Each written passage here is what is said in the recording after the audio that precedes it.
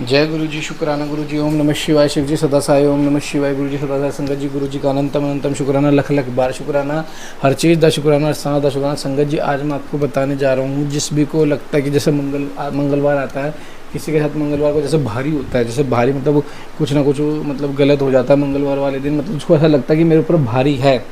तो संगत जी, उसके लिए एकमात्र ऐसा उपाय बता रहा हूँ जो गुरुजी बताते थे कि संगत जी, आपको एक पक्की हुई ईंट खरीदनी है, भट्टे से लेके या किसी भी काउंटर स्टेशन लेके जा सकते हो आप, जो भी बिल्डर का काम करता है। एक ईंट खरीदना और चुपचाप बिना बताए, किसी को भी मत बताना, चुपचाप हनुमान जी के मंदिर में दान दिया ना, क्योंकि पक्की हुई ईंट आपको इतना फल देगी, वो इतना फल देगी कि इससे आपका जो भी ग्रह खराब चल रही है, ग्रह चाल खराब चल रही है, वो आपकी ठीक हो जाएगी। गुरुजी के चरणों में कोटि कोटि नमन। संगत जी, बहुत बहुत गुरुजी हमारा ख्याल रखते हैं हर चीज़ का।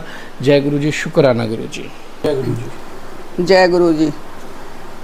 मैना का कोप भवन में प्रवेश। भगवान शिव का हिमवान के पास सप्तऋषियों को भेजना था। हिमवान द्वारा उनका सत्कार सप्तऋषियों था। अरुंधति का और महर्षि वशिष्ठ का मैना और हिमवान को समझाकर पार्वती का विवाह भगवान शिव के साथ करने के लिए कहना।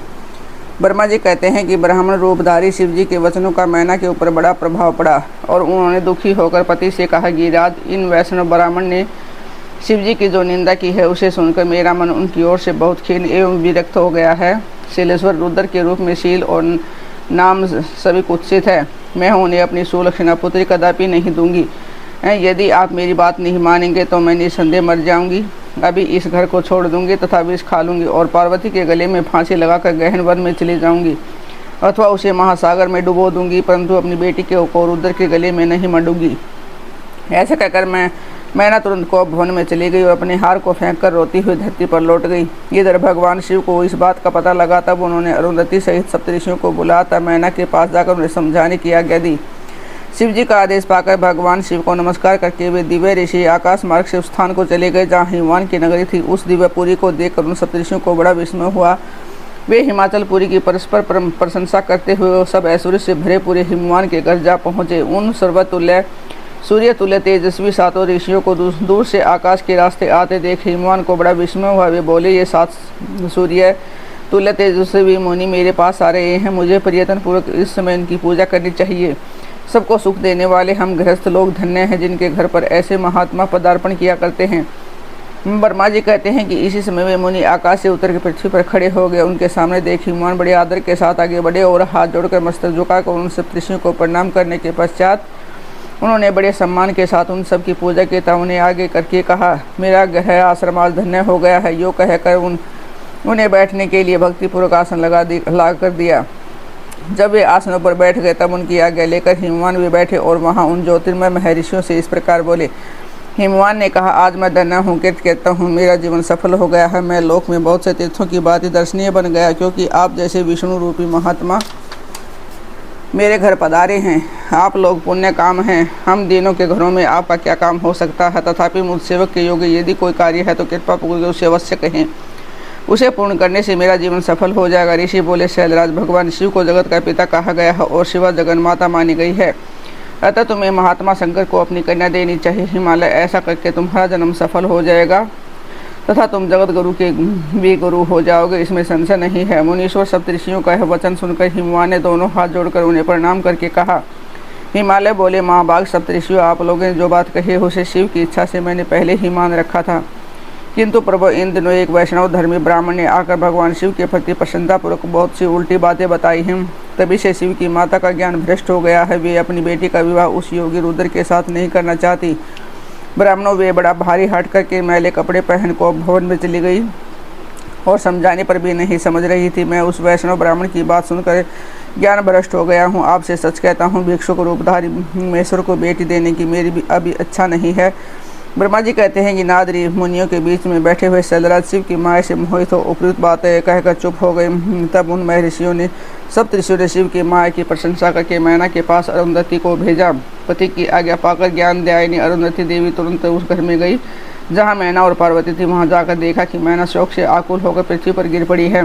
तब उन साध्वी देवी ने बड़ी सावधानी के साथ मधुर एवं हितकर बात कही। अरुंधति बोली, साध्वी रानी, मैन के ऊँटों में अरुंधति तुम्हारे घर में आई हूँ तथा दयालु सप्तऋषि भी पधारे हैं। अरुंधति का स्वर सुनकर मैना शीघ्र उठ गई और लक्ष्मी जैसी तेजस्विनी उन पतिव्रता देवी के चरणों में मस्तक रखकर बोली। मैना ने कहा कि ओ हम पुण्य जन्मा जीवों को आज इससे पुण्य का फल प्राप्त हुआ है। हमारे घर में जगन श्रेष्ठा ब्रह्मा जी की पुत्र वधु और महर्षि वशिष्ठ की पत्नी पधारी है। देवी आप किस लिए आई है ये मुझे बताइए। मैं और मेरी पुत्री आपकी दासी के समान है, आप हम पर कृपा कीजिए।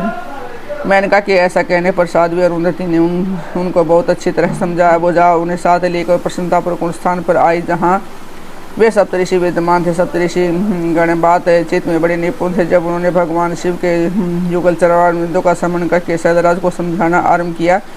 ऋषि बोले, शैलेंद्र हमारा शुभ कारक वचन सुनो। तुम पार्वती का विवाह शिव के साथ कर दो और संहार करता रुद्र के सवसुर को हो जाओ। शंभु सर्वेश्वर है, वे किसी से याचना नहीं करते। स्वयं ब्रह्मा जी ने तारकासुर के विनाश के लिए एक वीर पुत्र उत्पन्न करने के उद्देश्य को लेकर भगवान शिव से प्रार्थना की है कि वे विवाह कर ले।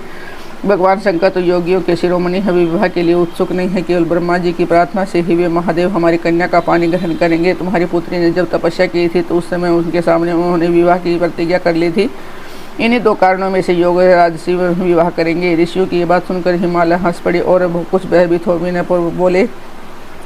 हिमालय ने कहा कि मैं शिव के पास कोई राजोचित श्यामगिरी नहीं देखता हूँ। उनका न कोई घर है, न ऐश्वर्य, न कोई सवजन, न कोई बंधु बांधव ही है। मैं अत्यंत निर्लिप्त योगी को अपनी बेटी देना नहीं चाहता। आप लोग वेद विदाता ब्रह्मा जी के पुत्र हैं, अतः अपना निश्चित विचार कीजिए। जो पिता काम से, मोह से, भय से था, लोभ से किसी अयोग्य वर के हाथ में अपनी कन्या दे देता है, वह मरने के बाद नरक में जाता है। अतः मैं स्वेच्छा से भगवान शूलपाणी को अपनी कन्या नहीं दूंगा। इसलिए महर्षियों जो उचित विधान हो उसे आप लोग कीजिए।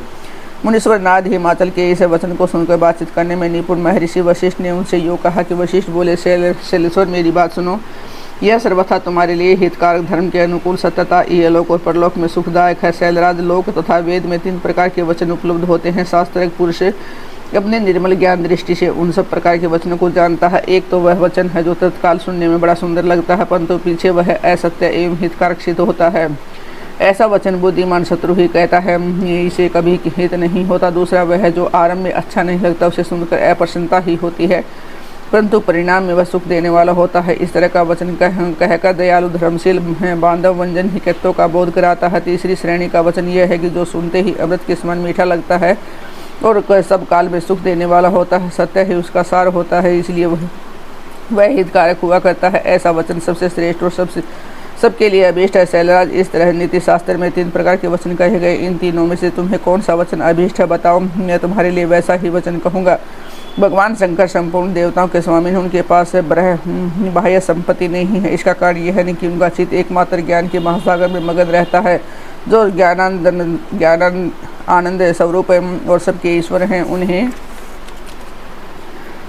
लौकिक तथा बाह्य वस्तु की क्या इच्छा होगी। गृहस्थ पुरुष राज्य और संपत्ति से सुशोभित होने वाले वर को अपनी पुत्री देता है, क्योंकि किसी दीन दुखी को कन्या देने से पिता कन्या घाती होता है, उस कन्या के वध का पाप लगता है।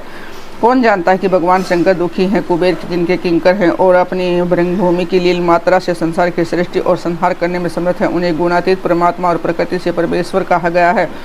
सृष्टि पालन और संहार करने वाली जिनकी त्रिविध मूर्तियां ही ब्रह्मा विष्णु और हर नाम धारण करती हैं, उन्हें कौन निर्धन अथवा कौन दुखी कह सकता है। ब्रह्मलोक में निवास करने वाले ब्रह्मा, अक्षय सागर में रहने वाले विष्णु तथा कैलाशवासी हर, ये सब शिव की ही विभूतियाँ हैं। शिव से प्रकट हुई प्रकृति भी अपने अंश से 3 प्रकार की मूर्तियों को धारण करती है। जगत में लीला शक्ति से प्रेरित हो वह अपनी कला से बहुत सा रूप धारण करती हैं। समस्त वांग्मय की अधिष्ठात्री देवी वाणी उनके मुख से प्रकट हुई है और संपत्ति रूप स्वरूपिणी लक्ष्मी वक्षस्थल से आविर्भूत हुई है तथा शिवा ने देवताओं के एकत्रित हुए तेज को अपने को प्रकट किया था और संपूर्ण दानों का वध करके देवताओं को स्वर्ग की लक्ष्मी प्रदान की थी। देवी शिवा कल्पांतर में दक्ष पत्नी के उदर से जन्म ले सती नाम से प्रसिद्ध हुई थी और हर ने उनको पति के रूप में प्राप्त किया था। दक्ष ने स्वयं ही भगवान शिव को अपनी पुत्री दी थी। सती ने पति की निंदा सुनकर योग बल से अपने शरीर को त्याग दिया था। वे ही कल्याणमयी सती अब तुम्हारे वीर्य के से और मैना के गर्भ से उत्पन्न हुई है। शैलराज, ये शिवा जन्म जन्म में शिव की ही पत्नी होती है। प्रत्येक कल्प में बुद्धि रूपा दुर्गा ज्ञानियों की श्रेष्ठ माता होती है। ये सदा सिद्धदायिनी और सिद्ध रूपिणी है। भगवान हर चिता भस्म के रूप में सती के अस्थि चूर्ण को ही स्वयं प्रेम पूर्वक अपने अंगों में धारण करते हैं। अतः कि राजा, तुम स्वेच्छा से ही अपनी मंगलमयी कन्या को भगवान हर के हाथ में दे दो। यदि तुम नहीं दोगे तो वह स्वयं प्रियतम के स्थान में चली जाएगी।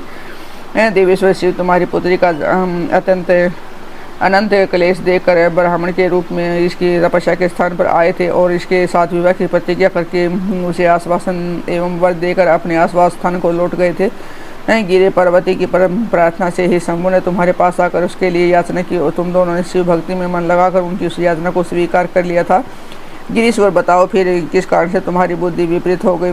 भगवान शिव ने देवताओं की प्रार्थना से प्रभावित होकर हम सब ऋषियों को और अरुंधति को भी तुम्हारे पास भेजा है। यह तुम्हें यही शिक्षा देते हैं कि तुम पार्वती और रुद्र को हाथ में दो। ऐसा करने पर तुम्हें मान आनंद प्राप्त होगा।